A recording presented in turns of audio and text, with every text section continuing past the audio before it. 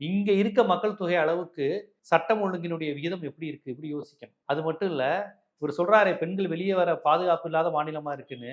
கொஞ்சமாவது அவருக்கு ஒரு அறிவை பயன்படுத்தி பேசக்கூடிய நபரா இருந்தா அவர் பேசுவாரா?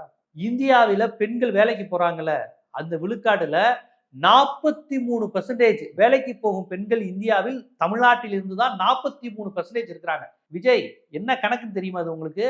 இந்தியா முழுக்க மேற்கு வங்கம், பஞ்சாப், குஜராத், கேரளா, கர்நாடகா, உத்தரப்பிரதேஷ், உங்க சங்கிகள் ஆட்சி செய்யற எல்லா மாநிலங்கள்ல இருந்தும் பெண்கள் வேலைக்கு போறாங்க.